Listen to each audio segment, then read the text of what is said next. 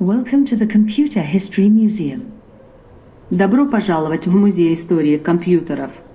欢迎来到计算机历史博物馆。Bienvenido al Museo de Historia de la Computación. コンピュータ歴史博物館へようこそ。I'm Amaka, a conversationalist eager to discuss technology and beyond. My good friend Amaka. Yeah.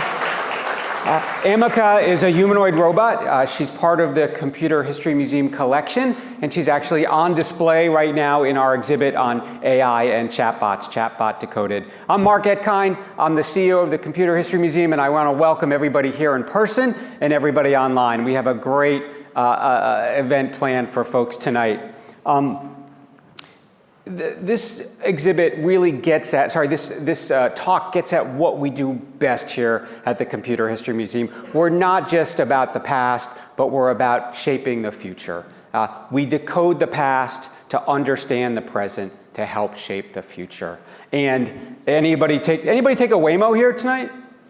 Just looking. If you've taken a Waymo, you know that the future is AI and robotics. Robotics can now walk, talk, interact with us. And there's a lot of exciting possibilities will happen. It will open up new ways for elderly and disabled people to live richer lives. It will allow us to explore new worlds, planets, to open up the solar system. And it's also going to raise some deep questions. What is the future of work if a robot is doing our job?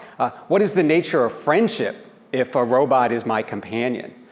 We're going to ask a lot of these questions tonight, and we're going to see a lot of robots. And I want to give a shout out to the Humanoid Summit that's helping provide the robots and the guest speakers for tonight.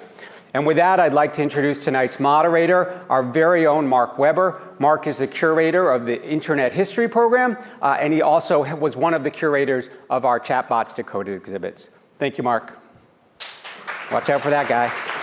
Thank you.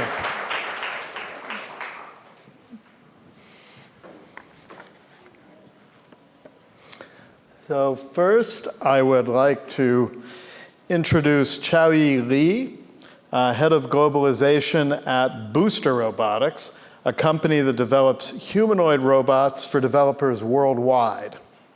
With over a decade of experience in technology and AI education, including leading complex B2B products at ByteDance, Chaoyi focuses on accelerating embodied intelligence through humanoid robots. So join me in welcoming Chaoyi to the stage.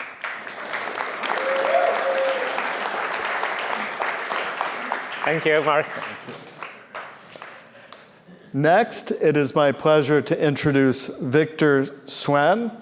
Victor is a vice president at Fourier, a company developing humanoid robotics technologies and products. He oversees business and operations in North America.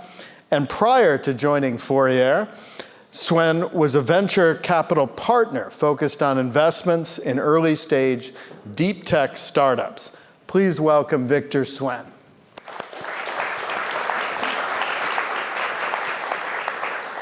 Thank you, Mark.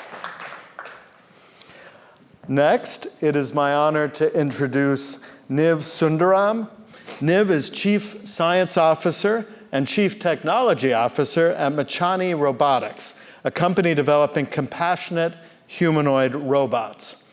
Prior to Machani Robotics, she spent 15 years at Intel in engineering and leadership roles across data center, AI, cloud infrastructure, content protection, and video conferencing. Please welcome Niv Sundaram.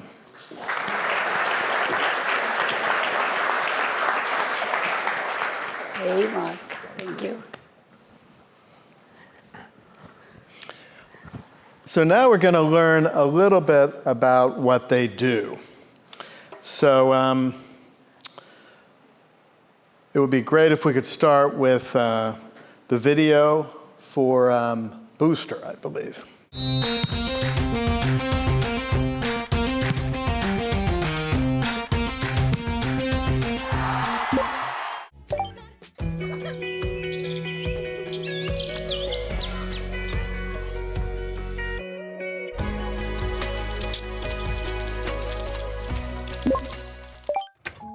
一鸣，我回来啦！ they? We draw some animals. What animals are they? Tiger and elephant. How do you spell tiger? T-I-G-E-R, tiger. You are so great.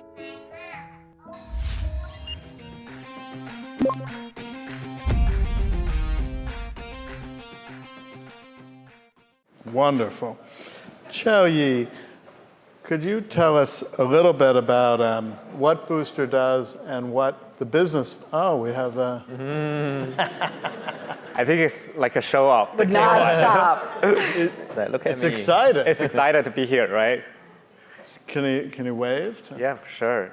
Apart from waving, it actually can do whatever we saw there. Apart from like the Michael Jackson dance, it can also do a boxing as well. Maybe like the K1 can do a boxing for us. Oh boy, that's scary. Ready? Oh man. Small but mighty. Yes. So at Booster, what we are actually doing is that we are trying to make humanoid robots for at-home scenarios. And we kind of believe that humanoid robots would be similar to computers. It won't be a robot that only finishes specific tasks, but a robot that actually is capable of doing all kinds of different things. So what we do now is that we provide the robot first to developers. For example, like in tech companies, in universities, and of course in like future high schools. So we see the same path of how a humanoid will become similar to computer. So if we see the computer 50 years ago, at the very beginning, computers were actually used by research labs.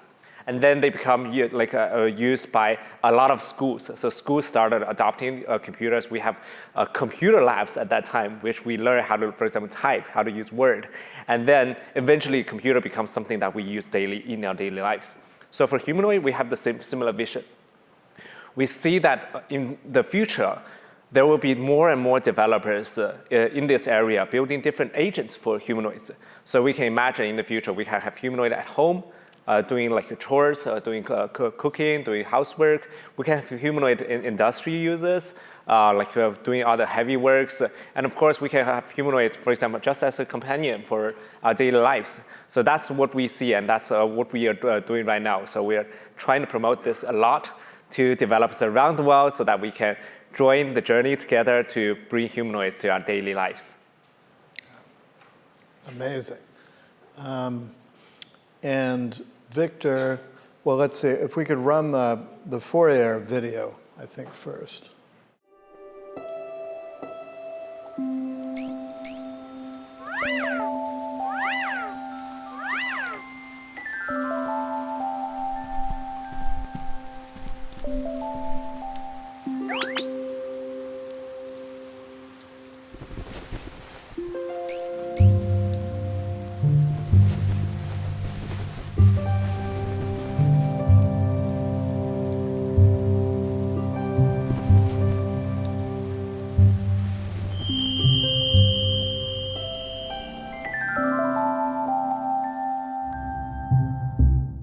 So Victor, could you tell us a little bit about what Fourier does and intended markets? Yeah. To some extent, Fourier does something similar as Booster. We try to build a general purpose robot.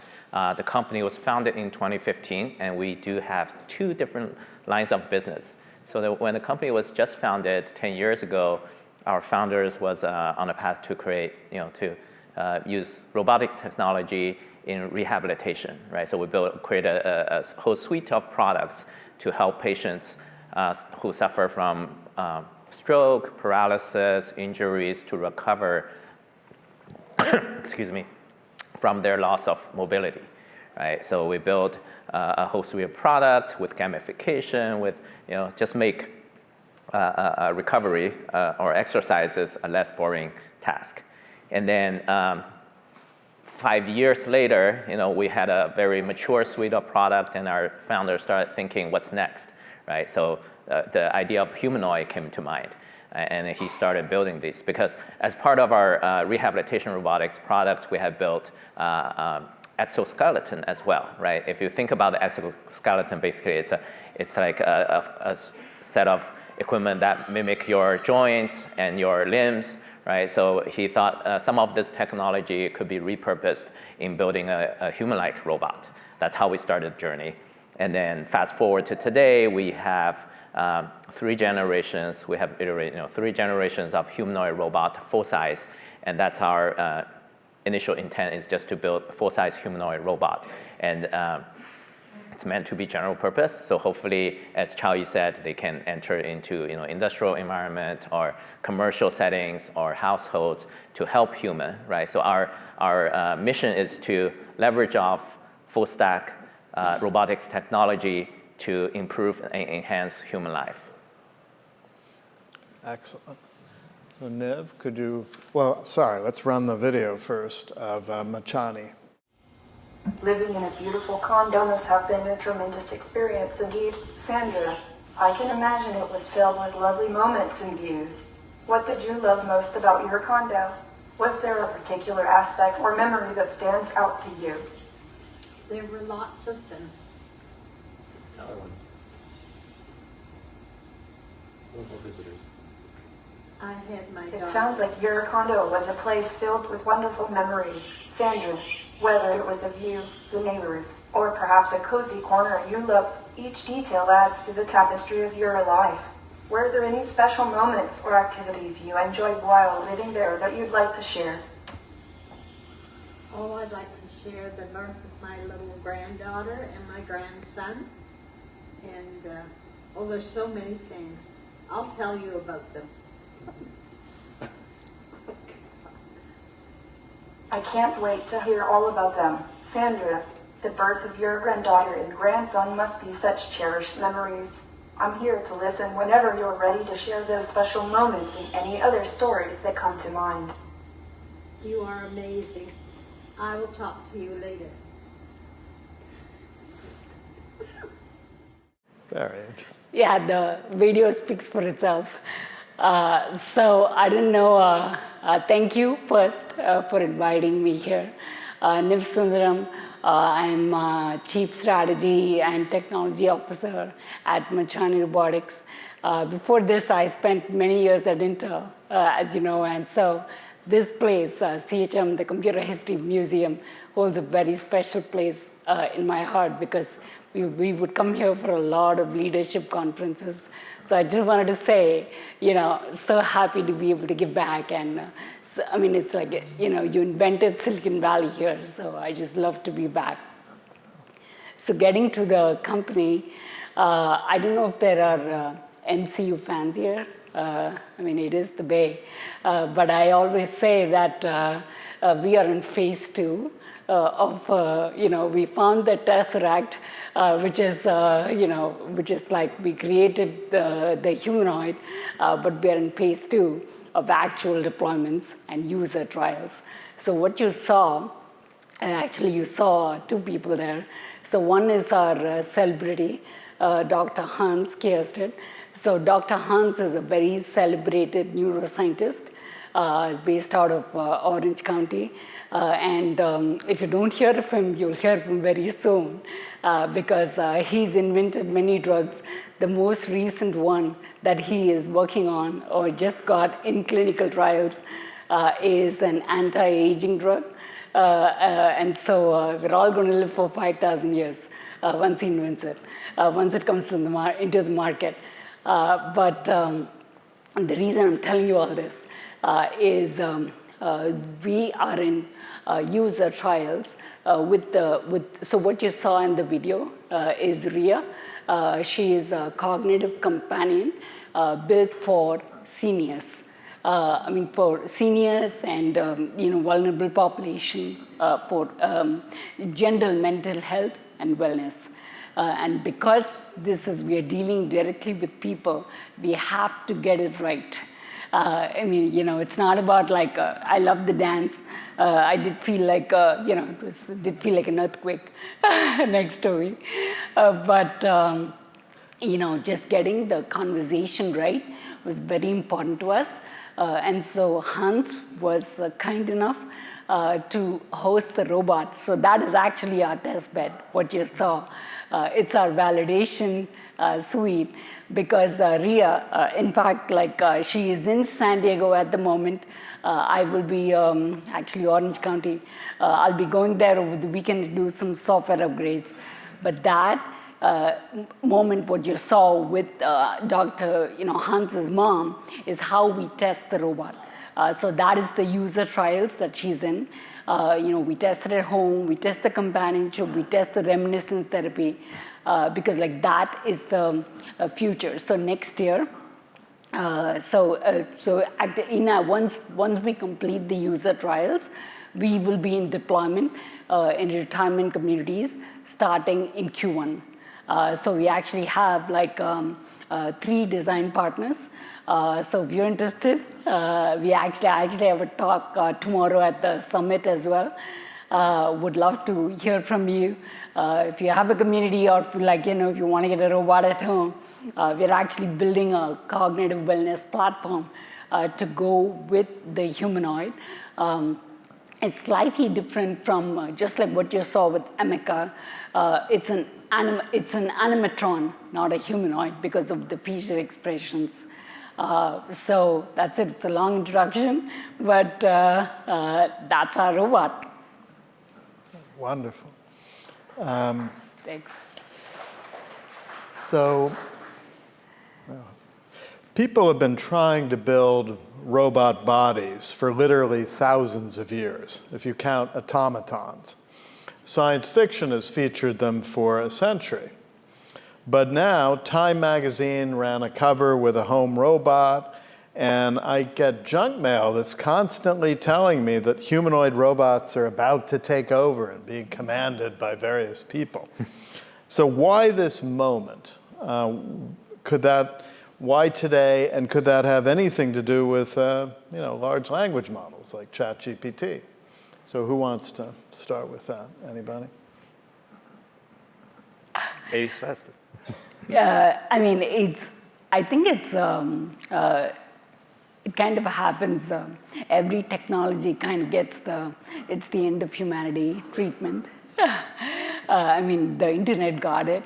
And so I think that, from any technology, AI is definitely the co-creator.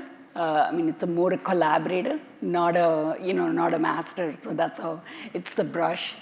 We just need to use it wisely when we use it. So that's, I think once we have the guardrails and that's the reason we are so much in user trials, even with our humanoid, is because you want to make sure that you follow the safety regulations and all that. And so once we have these regulations in place, I think the tech will fall in line. And Victor, at Fourier, you were obviously, the company was around before large language models became big. Yeah. But you mentioned that your founder turned to humanoid, but what was this impetus? Yeah, so it's somewhat of a coincidence. Obviously, when our founder started doing the humanoid, that's before ChatGPT 3.5. AI wasn't as it is today, so it's more or less of a passion or hobby project for him. He just had this childhood dream of building a human form robot. But to Mark's question, I think the emergence or advancement of a humanoid robot today does have something to do with large language model or AI, the advancement of AI technology as a whole. Right? I remember seeing this, several times, the presentation by Jensen Huang, and he mentioned, the kind of evolution of AI, right? We start with perception AI, and then goes into generative AI, and then agentic AI, and eventually physical AI, right? So it's kind of a progress over time, and then obviously from a practical point, once we have ChatGPT, we have Gemini, we have a lot of very good models, we can take the chatbot window or internet browser to talk to AI or LLMs. But at some point, I think as human beings, we want to have a physical agent, like a body that can help us do things, right? Because the computer screen doesn't really do a whole lot to help us with our lives. But if you have a robot like in a physical form, then it can do a lot more.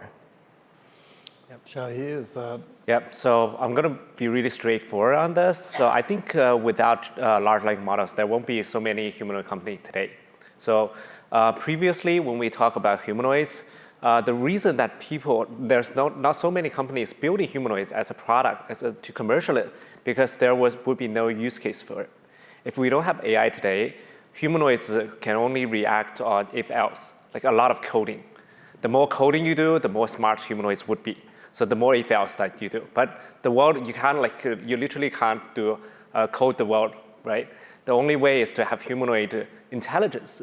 Then with intelligence, that's the only way humanoid can be actually deployed. So large language models actually brings quite a few things to humanoid robots. First, it gives a humanoid a natural interaction to human. So previously, without large language models, humanoids can't simply talk to human. You can only respond to certain questions, which is already programmed in the knowledge base. But now with large language models, there's a natural interaction. Second, large language models now actually have the capabilities of reasoning. So it knows, okay, if I tell a robot I'm thirsty, it knows, okay, I can look around, I can find the refrigerator, for example, I can open the refrigerator, and then I can see, okay, what's inside, what might be suitable for a drink. So that's also a part which actually changed how robotics think. But I think one other form factor one other thing that's changing this so fast is not just the large language model itself. There's also other technologies in AI which is changing the whole industry. For example, 10 years ago, humanoids, when they walk, they actually walk based on math models. So if there's a flat floor, which the robot is calculated to walk on, it works perfectly.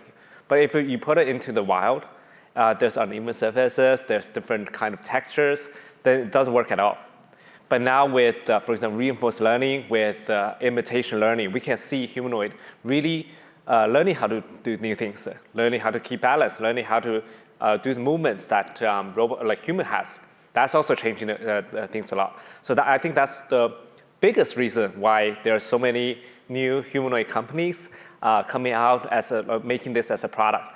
And of course, this alone actually accelerates the whole progress. So there's more companies doing this, there's better supply chain, there's more people that's willing to invest it, there's more developers, so that the ecosystem actually grows in this way. And in terms of the actual design of these robots, it seems, well, a couple of specifics. So like hands, I know that Ken Goldberg of UC Berkeley told me, look at the hands when you're looking at humanoid robots to see what they're doing, because it's a very, very hard problem that's only partly solved. And I think really of the three here, only one is trying for full grasping. Is that right, Victor? But I mean, what was the decision about hands and also legs? We have, in this case, two walking robots, one that you did not put in walking at all. Mm-hmm. Then there are also ones with wheels out there. Yeah. And there are ones with, like Enchanted Tools has that giant trackball thing at the bottom. So I guess, what was the thinking about what kind of hands and legs to put on them, whether to, et cetera? Yeah. So, you want to? I'm starting, okay. I think it's a very good question. And we decided RIA's form factor based on the use case. So we're looking at senior care homes and retirement communities, memory care, assisted living. We were very intentional about not giving her legs because of that. And so we wanted to have a wheelchair base. So what you see even in that video is like her, she moves by wheelchair, like with wheels. I mean, it's like, you think of it as almost a Roomba, and she'll be just going around the house at this point, we're not doing the house for that reason, because we don't want to deal with mapping and, running to things, sensors and all that. I mean, the senior care communities are more straightforward. But so that was the design decision was based on the use case for the customer, for the market. And hands, I'm hoping that all of you will like figure out the hands, then we can give her hands that actually do something. I love the haptic sensing thing today. That professor from, I think, MIT or some was working on. So that'll be really awesome, that we actually have an haptic sense and we give that to Rhea. And so you guys did take the plunge and make 5-fingered hands. Yes, there are definitely a lot of debates on the form factor. Does it have to have 2 legs? Can it be 4 legs? Can it be wheels at the bottom? Right? There are pros and cons for each of those solutions. And then in terms of hands, why does it need to be 5 fingers? So on the lower body limb, right, legs, obviously from the onset, our founder was setting off to build a human-like robot. So that's not too much kind of debate, internal debate or thought process. She just said, I want to build something like human. Now thinking back, we do think that's the right decision, at least from our context, our company, because the wheels have benefits, but we think human legs give us the most versatile options or choices, right? You can go up and down stairs, whereas the wheel-based robot probably cannot. And then it can probably walk on different type of terrain surfaces. And if you look at the staircase, the height is for our usual normal like human being height, right? So basically the world around this is built for human being, right? If you think about door handles or refrigerator handles or staircases or all these things, right? So it kind of makes sense to build something like us so that they can do the things we can do. So that's why we chose the bipedal solution with 2 legs. And then on the hands, it's extremely difficult, right? You probably, you don't need to hear from me, you hear from everywhere, Tesla or others, they're building humanoid robots and they constantly repeatedly say, hands are the most complicated thing. And because, human is a very, very highly delicate and precise, I don't know what we call it, device equipment, right? So our hands, human hands, like has 26, 27 degree of freedoms, like how your fingers can move. On the robot, even with 5 fingers, now we're looking at maybe, sometimes the simple hands are 6 degree of freedoms. The more complex is 12 degree of freedoms. Some companies are trying 18, close to 20 degree of freedoms. With the increase of the degree of freedoms, the dexterity increase like significantly, right? Like, can you pick up a needle from the floor, or can you do certain things, right? Pick up small objects from the table. So we are trying. We understand it's very hard, but we think, given that we are trying to build a robot that's very human-like, we think 5-finger is the right to go, even though 3 fingers can probably do a lot of things already. And then we are trying to increase the degree of freedom as our technology matures. But yeah, the challenge is also, hands are small, right? If you try to build a robot hands like human's hand size, and you try to build like 10 degree of freedoms or 15 degree of freedoms, that means you need to pack a bunch of motors, actuators into the palm, and those actuators need to be very small, and you need to fit them in. So that's kind of the challenge and difficulty. I will say, though, that I shook hands with your robot, and it was a very natural feeling, at least for a robot. Yeah. And not too firm, but firm. So anyway. Yeah, and the sensing too, right? The touch sensing or tactile sensing. Like when you shake their hand, not this one, doesn't but crush. Yeah, they know like you are shaking hand. Or when they pick up an egg, they know not to crush it. Yeah. And so Booster, you took a different approach with smaller size, but huge mobility. So tell me about that. So cute. Yep. So the basic idea that we actually have the similar vision. So the reason that we started building like humanoids with bipedal robots with hands is that we kind of believe that it's the most suitable with the best mobility. It can finish like complex tasks. It's most suitable for the environment. And there's also like 2 important things that actually makes humanoid unique. First is that humanoid can actually get data from human. And all the other kinds of form factors, they can't actually get data from human because they're different, right?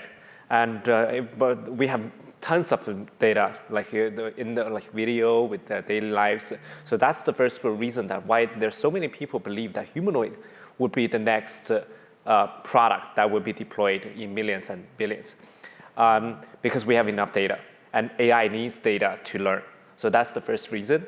The second reason is that if we really want to build an ecosystem, we need one kind of product that every developer believes in.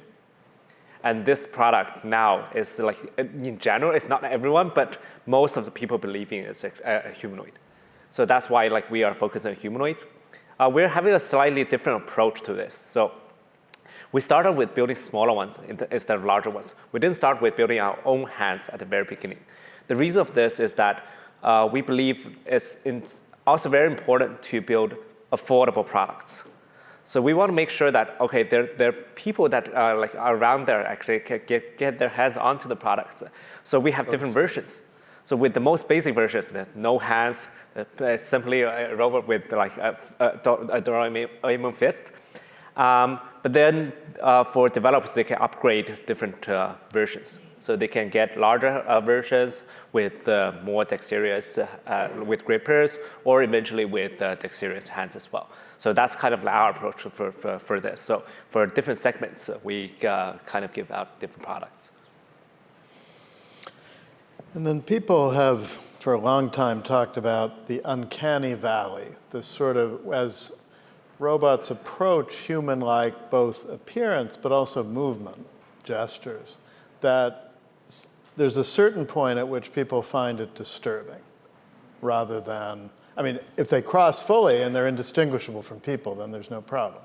But you've all made quite different decisions about this. So, I mean, if each of you could talk about sort of where, where's the thinking between something that really looks like a machine, like a robot, more cuddly, which I think we're in the middle here, and then more really trying to be genuinely imitating a human form. So anyone who wants to start to talk about Victor? Sure. I'm going, okay. No, you guys do.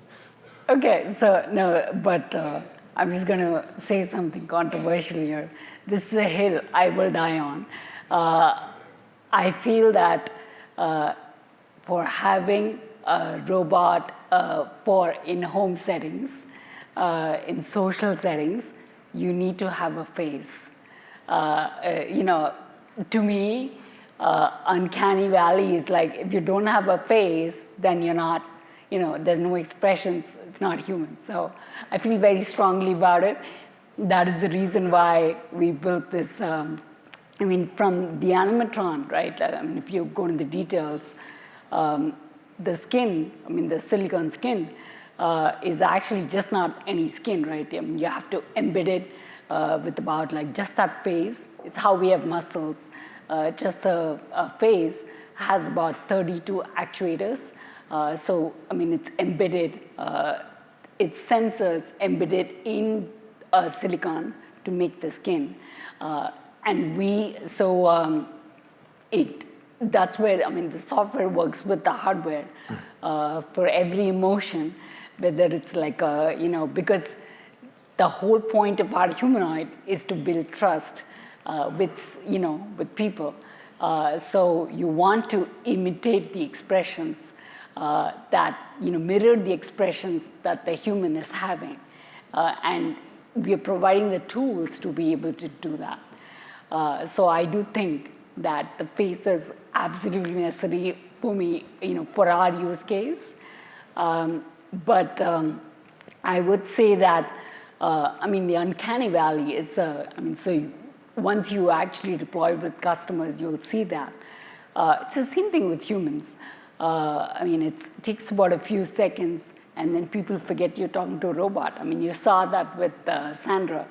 She thought Rio was amazing. That happens. Like the flip happens within, I would say 30 seconds to a minute. And then after that, the technology fades away. it's just conversation. Yeah. I think, designing a robot takes a lot of work, and definitely I think our designers had to make a lot of choices when they come up with one design or another. So as I said, this is called GR3, which stands for General Robot 3. This is the third generation of our full-size humanoid robot. So our previous two generations are very different, right? They don't look nearly as this. So it's more tech, has a tech feeling, right? And then it has this metallic kind of finish, shiny or matte, but metallic finish. And then it looks cool. I like those designs. And then when we went from first generation to second generation, I was like, okay, we had a new one. What's the tech specs, right? So, it's more powerful, it's more capable, and so on. And then I saw this one earlier this year when they launched it. I wasn't thinking about tech specs. I was like, this looks really cool and it's lovely. I like it, right? It just looks different, but it looks very. And then, I started to learning more about this design. Why we build a robot like this. As I mentioned earlier, the company started its journey by building rehabilitation robotics. So we had a lot of footprint in healthcare, and then we were thinking about elderly care from time to time with the aging population in various parts of the world. So we're thinking, okay, even though these are meant to be general purpose, but do we want to take a spin at our designs to make it more suitable for certain kind of applications or scenarios or environments, right? So that's kind of approach our designers took is, okay, make it more personable, more approachable, right? Less intimidating, and people like being around with. So they did that. And then, if you look at it, it doesn't really look like a human face. It does have eyes and, a head, but it has this cartoony look. And if you look at the finish, it's kind of this sweat, soft and warm feeling. And it even has some touch sensing underneath the skin. So if you rub it, you touch it, and it'll give you a reaction, right? Like turning the head or blinking the eyes, that kind of thing, right? So that's kind of the design thinking our team took, and then some choices they made. And then another thing is, the arm, the design of the arm is different, right? So different from our previous generations. It makes it a wider range of movement. And the reason they did that is so that it can hug a human being and give a hug, right? Versus the previous version can probably do object manipulation, but not so much like interaction with human. So there are definitely a lot of design choices they make. I personally like this design, but yes. I like the hugging as a feature. Yeah, for sure. And so for Booster? Well, personally, I think it's all about taste and timing. So we actually target different people at different stages. For example, like the Booster K1 now, we are targeting researchers. We are targeting education scenario for STEM education. So when we think about this, we would think, okay, what is the ideal product for them? The ideal product is something that's easy to use. The ideal product is something that doesn't break that much. It shouldn't be too complicated. The ideal product is that it should be, like, for example, it should be as simple as possible so that they can get something affordable. So that's the reason why we made the simplifications, made this. Eventually, I think Humanoid will have more features. For example, they would have screens for better human interaction, right? Maybe in the future, they will actually be like human. If it's designed so real that it just looks like a human, maybe they don't need a screen anymore. They just would be like how human looks. So I think it's taking in what we currently have as a technology and seeing what we are actually targeting. And that's making the decisions different for different kind of robots. So for us, we try to make it with, you can see for the eyes are just like cameras. On the head, it's just like speakers and microphones. So we keep it easy. We keep it easy so that people who are actually doing perception, they can use robots. They can do it for like autonomous soccer. They can do like navigation in the wild. They can do human interaction like more naturally. So, but we don't add more features. But will we add like screens in the future? Yeah, maybe. Maybe we'll add screens in the future so that like we can actually see a face there. Will it be like have a silicon face in the future? Maybe, of course. When there's a need for them to be actually in places which they want them to be more humane. So I think it's more about like the progress of engineering and the target audience that we actually see. And for instance, the clothing it's wearing now, is that really just for the show, or is there a plan to have almost skins, literally, or clothing that would be changeable for different purposes? Yes. So currently we already have a lot of costumes. So there's the like nice fairy costume. There's the soccer, because a lot of like universities and high school, they actually buy the booster robots for playing soccer. So there's actually autonomous robotic soccer games going on a lot. And the reason that they do this is that they want to train all kinds of technologies with humanoid robots in soccer fields, because it's dynamic, you have to like walk around, you have to think. And in that case, they actually wear soccer jerseys. So not only do students actually design the software there, they also design their own jerseys. And I think in the future, probably there will be an industry which is the robotic fashion. So they actually make different costumes for robots. Yep. And yeah, definitely, I think that's something going on. So for us, we also have different costumes. Even in the video we saw, there was the suit. Yeah, right. But those are official products. That they're actually official products. Okay. They're actually, like, you can buy them on eBay and stuff like that, Amazon. So despite all the progress, we're not seeing robots in general purpose jobs or roles yet.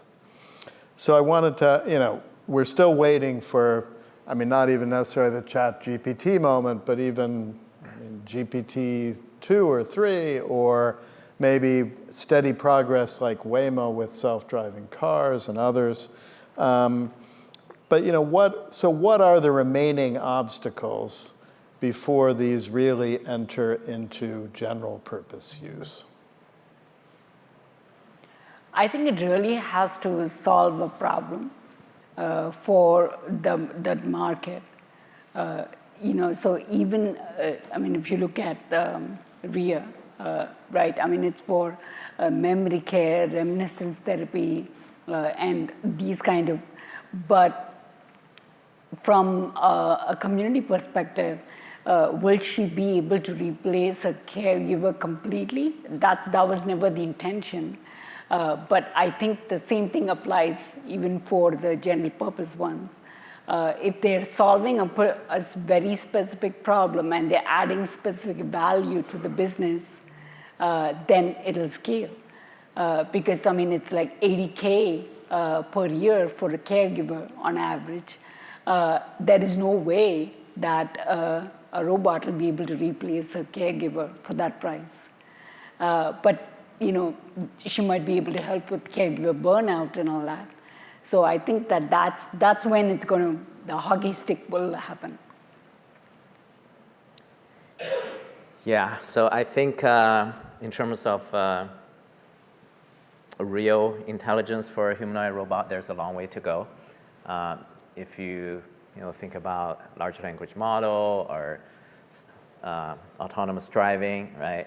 Mark asked who took a Waymo here? And then the Waymo today is getting really, really good, but it took us about 15 years to get here. Right? And large language model, there are a couple modalities, right? Text, image, a few other things. But if you think about the robot, there are even a lot more modality, right? Sound or touch sensing and other aspects, right? So the level of complexity is significantly higher. So in order to make this happen, I think that people say that it takes a lot of things, right? The compute, data, maybe energy, and yeah. So there are a lot of elements or aspects need to come together to make AGI, artificial general intelligence, or ASI happen at some point. That's why I think it still takes a lot of effort to make this a reality. And then maybe I'll add something to talk about business model, right? If we primarily provide this as a platform, it's a hardware. So we provide a humanoid robot embodiment to the researchers and developers so they can get their hands on a piece of hardware and to build and validate and evaluate their AI models so that it's an ecosystem, right? Everybody is chipping in, leaning in with their resources, their capability, and eventually we kind of advance towards this physical intelligence days. Chaoyi? So, yep, I think there's definitely quite a lot of things to be solved. First of all, I think hardware-wise, there's still a way to go. With an ideal humanoid, it should be something like similar to humans. So it should be like able to work continuously, right? So we work 5 days a week, right? So a humanoid right now, they mainly need to be like the battery needs to be changed. They can't like auto charging. So first of all, I think hardware-wise, they need to be like similar to human. They can be waterproof. They can be actually out in the wild. They can have the similar capability that human has. So this is something a lot of companies are working on. I think second of all, like it's about the model, and this is definitely a lot more. As Victor mentioned, it's definitely a lot more complicated than large language models, because language is something more. It's not continuous, so it's words and words and words.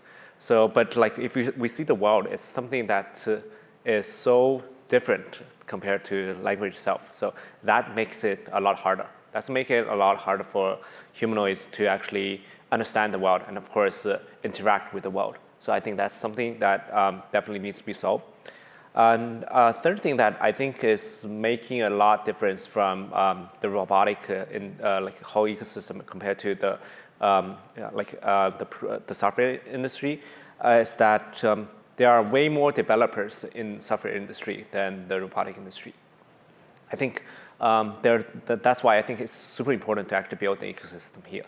If we really want humanoids to help us in the future, we have to have more people working in this industry together to actually bring us there. So I think, so in general, I think there's still a way to go. But even though I think there will be applications of robots in the coming 1 or 2 years.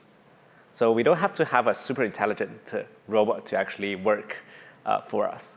For certain use cases, robots can be there, like I think really soon. For example, teleoperation is something that is being developed right now a lot. And there are so many environments which are not suitable for human, or like if we're dangerous environments, then we can have even if humanoids are not that smart, they can be actually operated by human into those wilds. And during this process, data could be collected. There will be more people developing different applications for it, and eventually, I think we will get there sooner.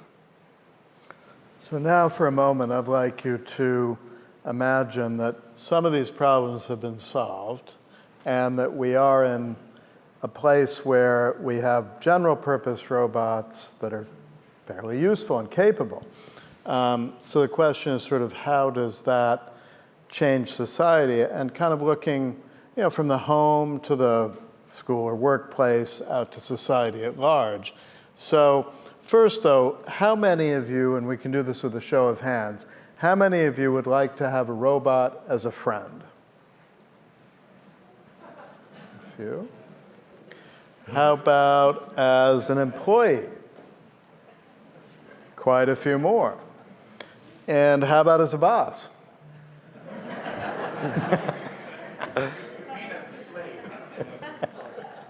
Wow. You can argue that with many employees. So I guess the first question would be in the home. We've already seen with chatbots that people have different relationships, and sometimes the same person. Is it your reference librarian, your servant, your mentor, your, in some cases, significant other? And this is with something just on a screen. Presumably, when we have, as our panelists are talking about, physical embodiments, embodied intelligence, there's even more venues for having different relationships with these. So I mean, how in the home, what's your vision of what your relationship would be and what the robot would do for you on an average day or with you? So anyone can take that. We can mix it up. Do you want to? Okay, sure. What I see in the future is that we will have robots first as assistants or like just something that is there for even for fun. But eventually, I think we'll build more and more relationship with robots. So I think like when a lot of people are actually using language models right now, as you mentioned. So probably I think the first use cases people start with is like for example, like rewrite things to actually look up knowledge. But eventually they get more suggestions from the language models. They get more connection with language models because the language models, as you use them, they tend to understand you more. I think when we have humanoids at home, it would be similar. So the first humanoid you will have, like when you bring it at home, you might only use it, for example, like you're too busy. You want a humanoid to actually teach your children how to speak Spanish, for example. And then it starts with something like this. But once it gets the connection with the children, then probably they'll go get the attention from the children. And then they will talk more, they understand more, and they will be act slightly different. So in that case, the children will not only use them as a teacher, as an assistant, but also as a companion which they can actually play with. So I think that's the vision I see with humanoid in the future. I think we will have humanoids really into our lives eventually. So smooth that we don't realize that it's actually there. So smooth that we don't realize that we rely on like humanoid that much. But I think in general, it'll be something that really helps us a lot. It will actually help us with our daily lives, with really all those boring, really tiring works that we have to do, even after a whole day of work when we go back home. So that's basically how I see it. You're really into our lives as companions eventually. And then Niv, I'm thinking that the home case is one that your company is working on. Yes. So I'll ask you, what will our relationship be with them at work? Whether it's at work or at home, I'm thinking mental wellness. That is going to be a big, loneliness is already an epidemic, that has been diagnosed with, the advent of AI and the internet and everything else. So I think that that's what,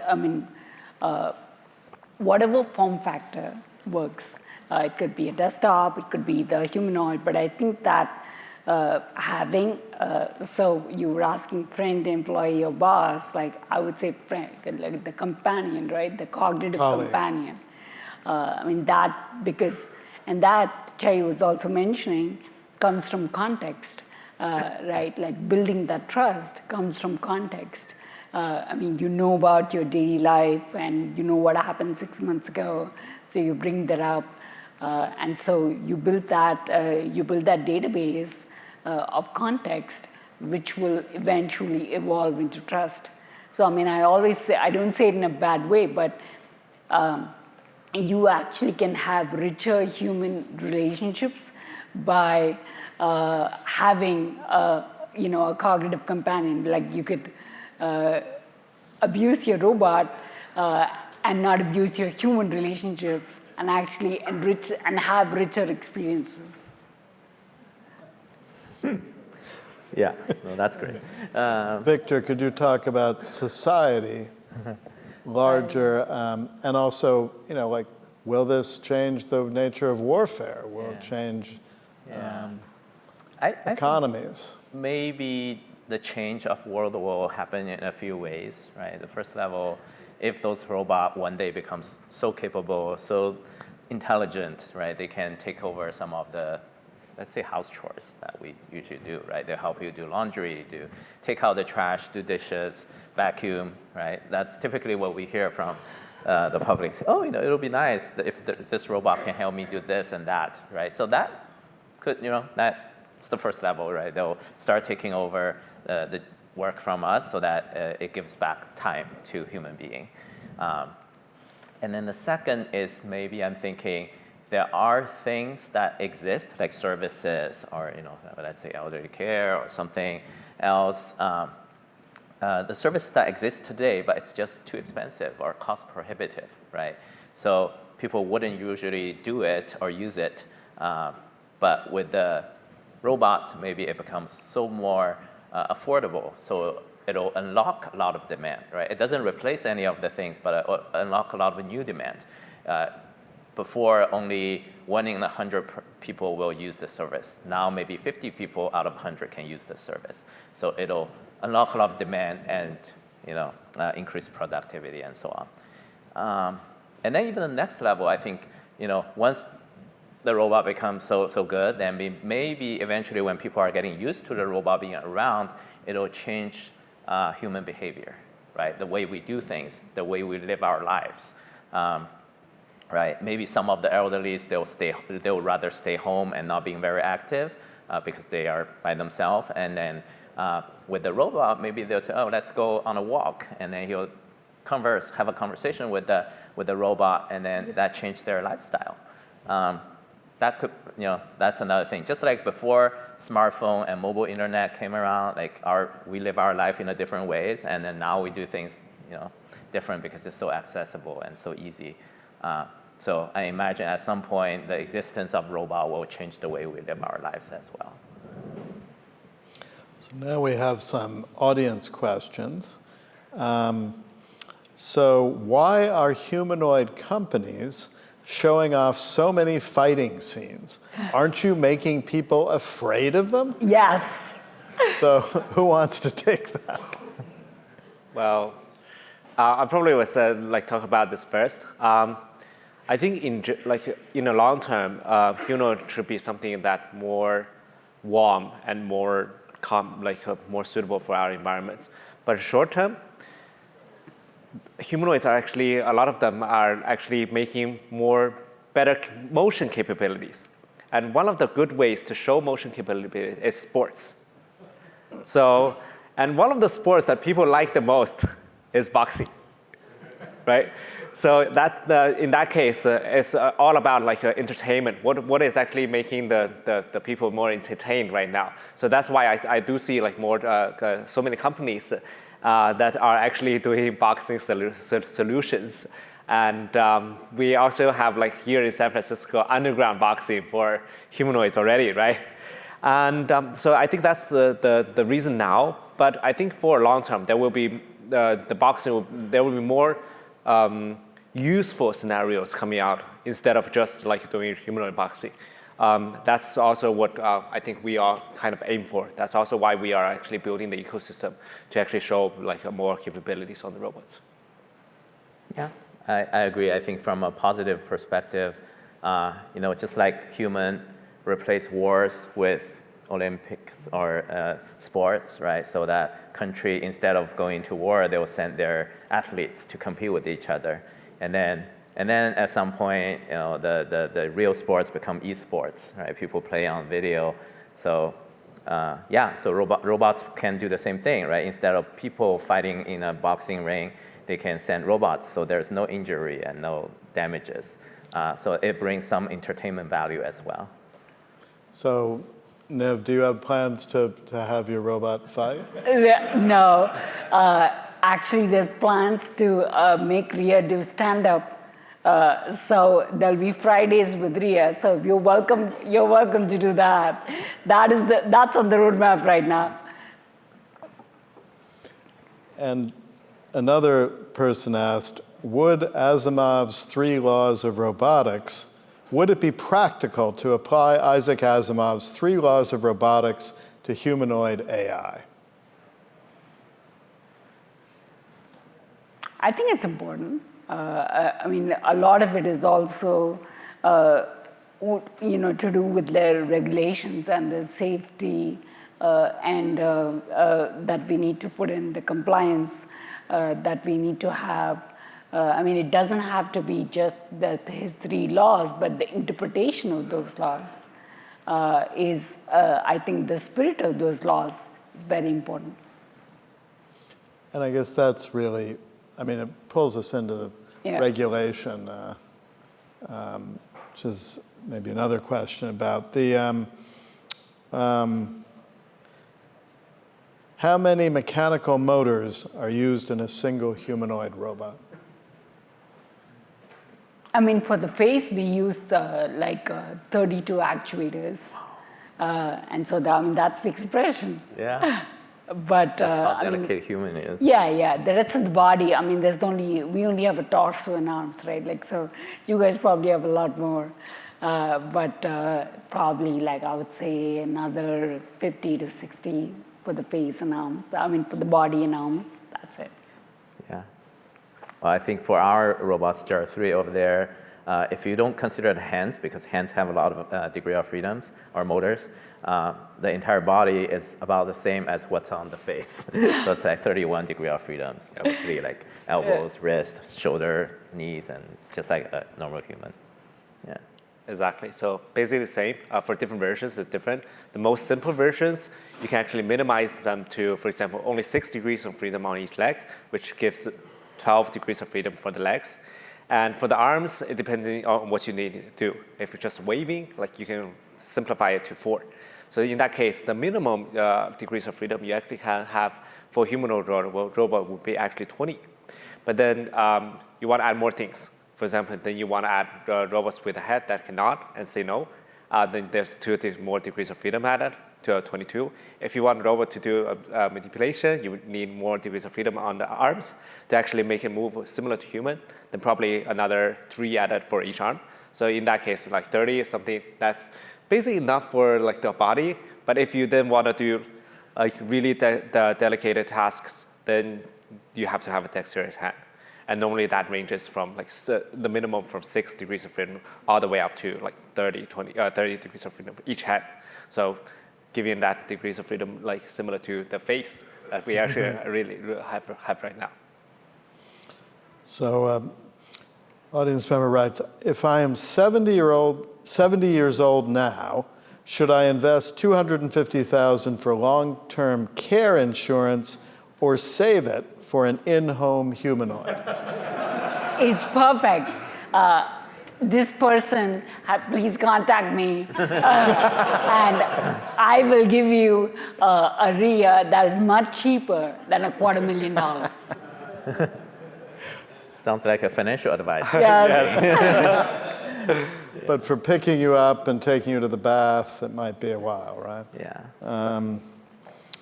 And let's see, then for, where was it? How can humanoid AI assist in special education programs? Good question. So I'm going to answer this first because one of the target of Booster is that we are targeting on like education. So we see that the urge for AI education has become stronger and stronger over the last few years. But there's always one question. So how should I teach students to learn AI? What is actually like doable in this area? So we segment AI to different sectors. So AI has the capability of understanding the world. It's like how we see the world, how we understand it. AI has the capability of how we move around, how we navigate. AI has the capability how we actually interact with the environment, how we talk, how we listen, and of course, how we change the environment and how we manipulate. So I think that's why we think Humanoid would be a really suitable product for AI education.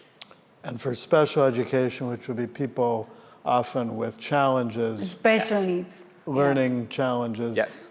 So that's the basic like AI education. And for special education, then it comes with something that is developed upon that. So if we see special education, normally they have difficulties talking to human. So when we actually have humanoid with good human interaction, there are kids who are willing to actually interact with humanoids instead of human. So in that case, we can actually have humanoids deployed in these kind of scenarios. I just wanted to add to that. That actually is part of our deployment strategy. So the first is senior care, and second is we actually have gone to autism clinics in Arizona and Florida. Teddy, I mean, we have a bunch of deployments planned later next year.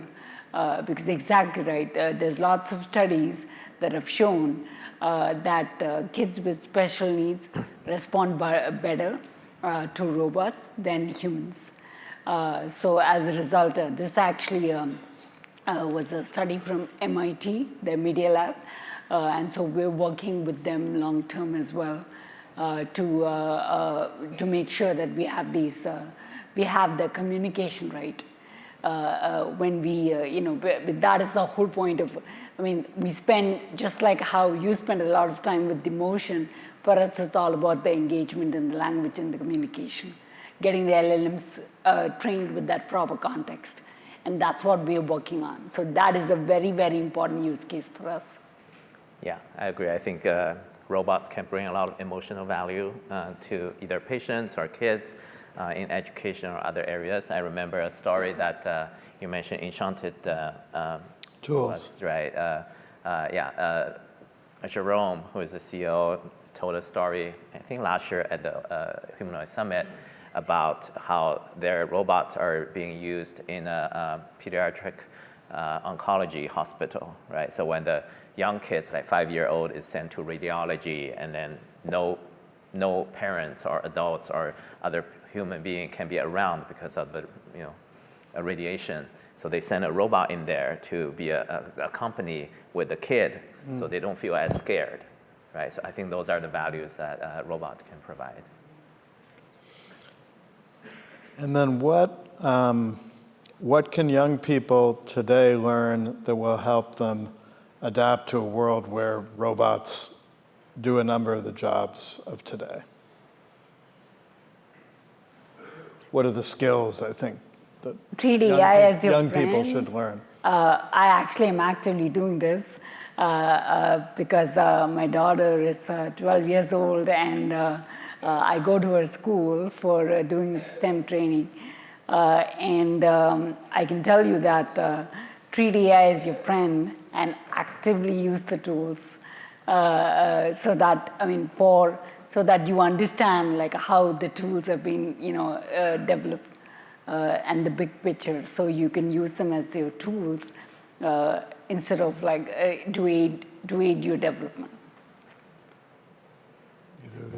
I think it's very hard to answer this question because the possibility is hard to imagine. There's one kind of perspective is that we'll be living in a world of abundance once humanoid becomes so good and so useful and so large scale, right? So basically they'll do everything that we currently do, labor work or other things. So basically human doesn't need to do much, right? You'll still have the money, the food, the goods to live your lives. So that's one possibility.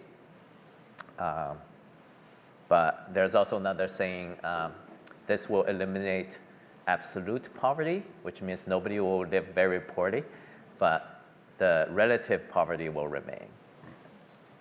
Which is, if you're looking at a society as a whole, there will still be like rich people and poor people. So even though you're not lack of resources or living materials, but you may still feel poor in some circumstances.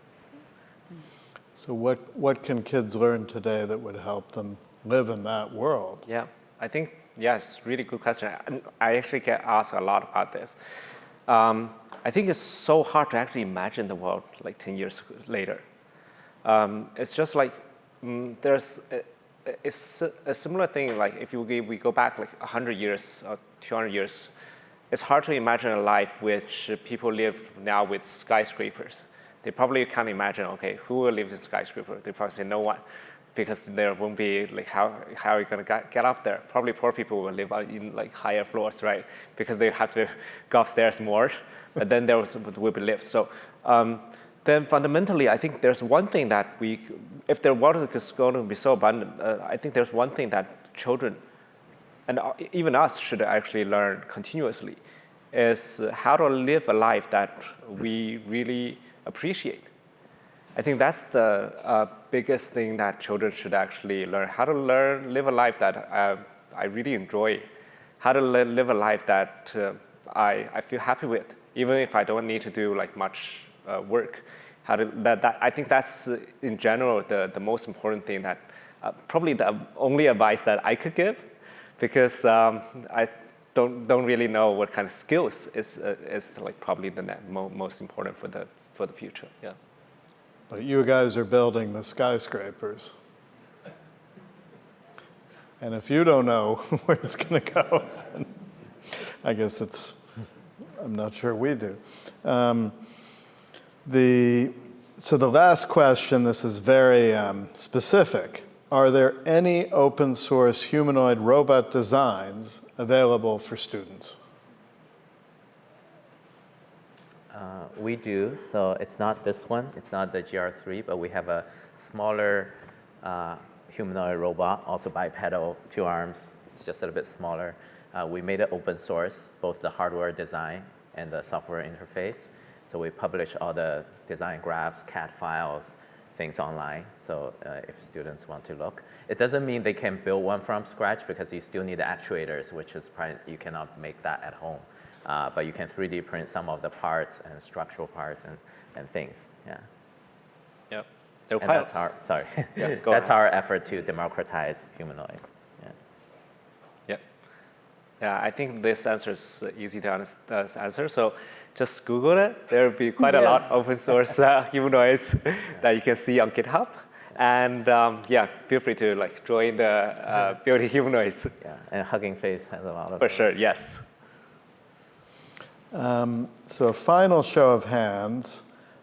Would you be okay with a robot taking care of your grandmother in her old age? Maybe 20%, I'd say. And how about taking care of you? A greater percentage. Okay. Well, thank you so much. It's really an honor to do this. Thank you. Thank you. Thank you, Mark. Thank you, everyone.